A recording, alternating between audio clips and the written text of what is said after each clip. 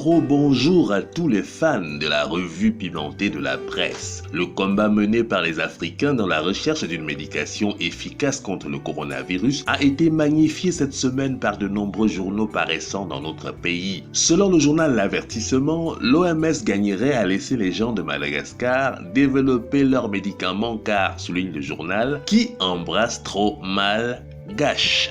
Le journal Virus House écrit, et je cite, « Cameroun, Monseigneur a-t-il la clé d'accès à notre soulagement ?» Et le journal de conclure, « Wait and seek ». Attaqué de toutes parts par les plantes naturelles, le coronavirus va-t-il survivre en Afrique? S'interroge le journal L'Espoir fait vivre. Le journal écrit, et je cite, « Madagascar bagarre contre le Covid-19 avec ses plantes naturelles.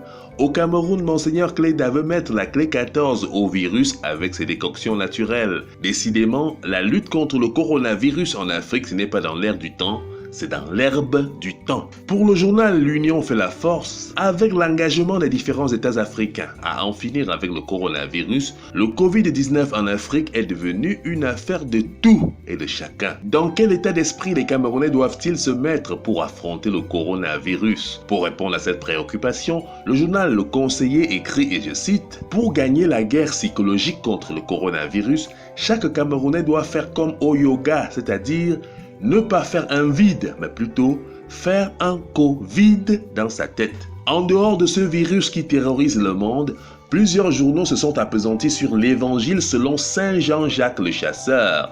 Si l'évangile selon Saint Jean-Jacques le Chasseur ne vous rappelle rien dans la Bible, sachez que Saint Jean-Jacques, c'est l'histoire d'un chasseur sachant chasser qui voulait chasser le lion sans son chien de chasse. Pour le journal La Force de l'Expérience, face à un lion fort et expérimenté, il faut opposer un renard rusé. Ce n'est pas une affaire de chasseur ou de tireur. Selon le journal Le Risque, en se rapprochant du lion, le chasseur Saint Jean-Jacques a pris trop de risques car non seulement il a enlevé son masque, mais en plus il a brisé toutes les mesures barrières de distanciation sociale. Quant au journal Le Proverbe du jour, il nous donne la leçon principale à retenir dans une chasse au lion.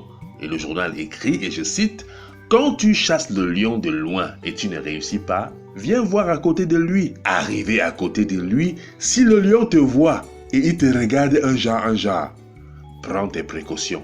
Mais si le lion te voit et il rit, tu es sauvé. »